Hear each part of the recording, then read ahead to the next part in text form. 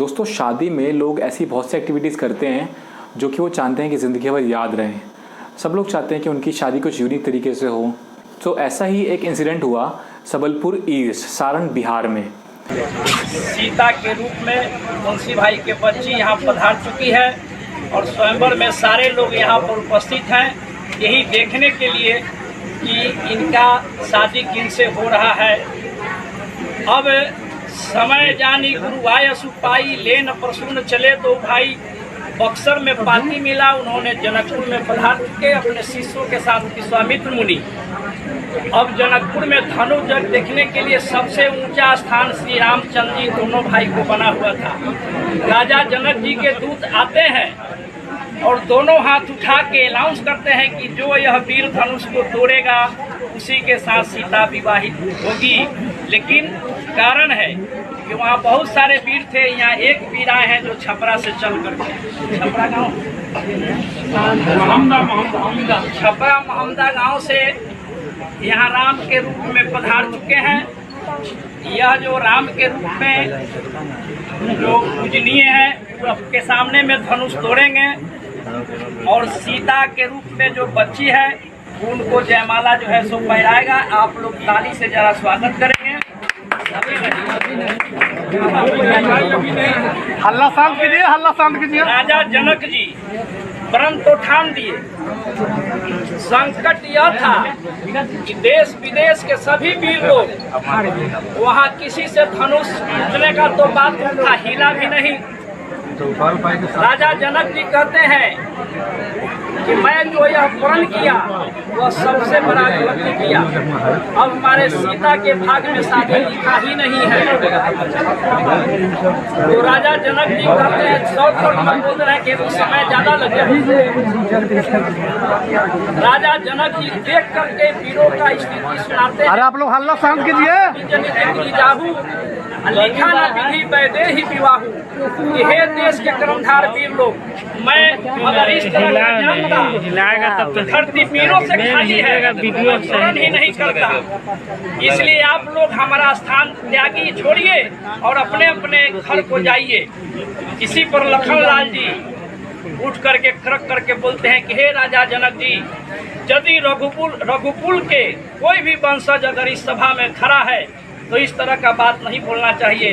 काहे कि ये जो धनुष तोड़ने की बात तो दूर है, हम यह धनुष को 100 योजन तक लेकर दौड़ सकते हैं और पृथ्वी को गेंद बना करके मैं उड़ा सकता हूँ। मुझ में इतना क्षमता है, अगर गुरु का आज्ञा हो तो मैं तोड़ने के लिए तैयार हो जाऊंगा। विश्वामित्र मुनि समय शुभ जानी, समय जान गए कि अब लखनलाल जी नहीं मानेंगे, तो उठहु राम, उठहु राम भजहु भव चापू, विजय जनक परिताप तुम्हार। यानी हे राम आप उठिए और राजा जनक जी के जो मनसा है, मनकामना है, उस मनकामना को आप पूरा कीजिए क्योंकि इनका श्रद्धा है। भगवान राम धीरे धीरे अपना कदम बढ़ाते हैं। धीरे धीरे राम जो है सो यहाँ पर धनुष के पास आते हैं और सबसे पहले धरती को प्रणाम करते हैं।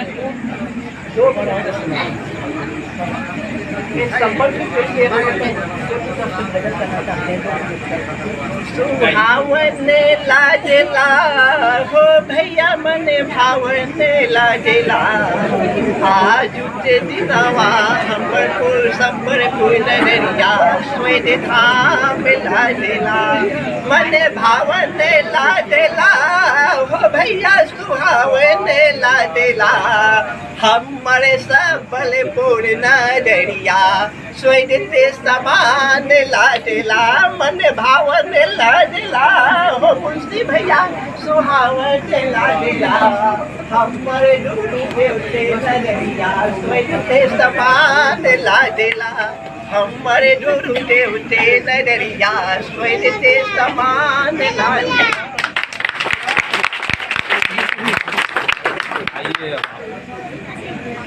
बहुत बढ़िया भजन हमारे बाबा राकेश बाबा से सुने, अच्छा है, होना चाहिए।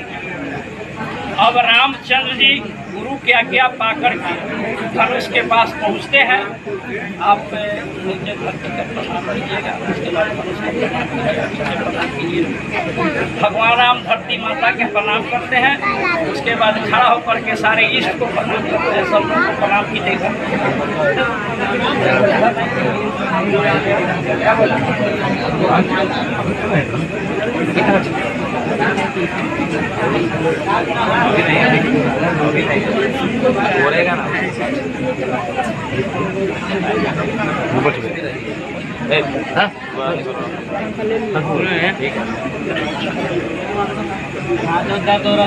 अब रामचंद्र जी धनुष के पास आकर के कुछ बात मन में सोचते हैं। धनुष नहीं तो सीता कुमारी रहेगी, अगर धनुष तोड़ देता हूँ तो धनुष की पुकारी का कुल में कलंक लगेगा। अगर सब बात सोच करके तोड़ने में ही भलाई है, नहीं तो सीता कुमारी के कुमारी रह जाएगी। इसलिए रामचंद्र जी हाथ धनुष पर धीरे धीरे बढ़ाते हैं। धीरे धीरे सखी लोग संकुचित में है, नर नारी सब लोग, कि अब इतना बड़ा बड़ा वीर थक गया तो इनसे क्या होगा। सारे लोग में उदासी था, सन्नाटा था। अब धीरे धीरे आप जो है सो धनुष के आगे हाथ बढ़ाइए, आगे बढ़ाइए, आगे बढ़ाइए, आगे उठा करके सुनिए। यहाँ पकड़िए, यहाँ पकड़िए।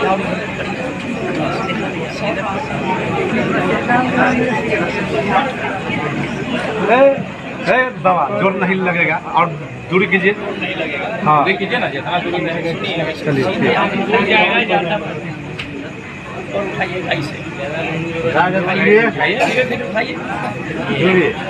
अब भगवान श्री रामचंद्र जी धनुष उठा लिए हैं। अब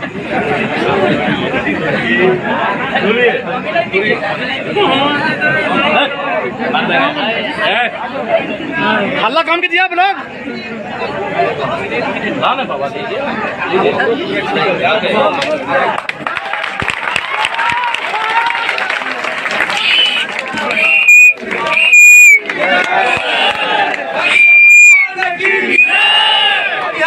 बाबा की अब भगवान राम जब धनुष तोड़ देते हैं तो गगन से फूल के वर्षा देवता लोग बरसाते हैं कि सीता के मन, धरती के मन और राम के मन एक ही समान था।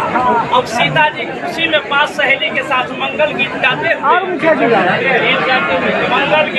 हुए धीरे धीरे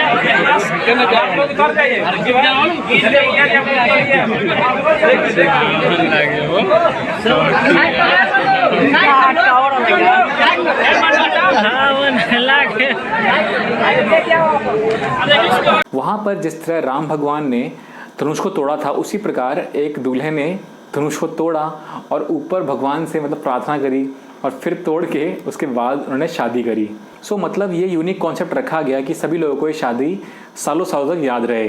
सो क्या आप लोग इस चीज़ के बारे में पहले से जानते थे? प्लीज़ कमेंट कीजिए। और अगर आप लोग इस वीडियो को यूट्यूब पर देख रहे हैं तो प्लीज़ सब्सक्राइब कीजिए। और अगर आप लोग इस वीडियो को इंस्टाग्राम या फेसबुक पर देख रहे हैं तो प्लीज़ फॉलो कीजिए।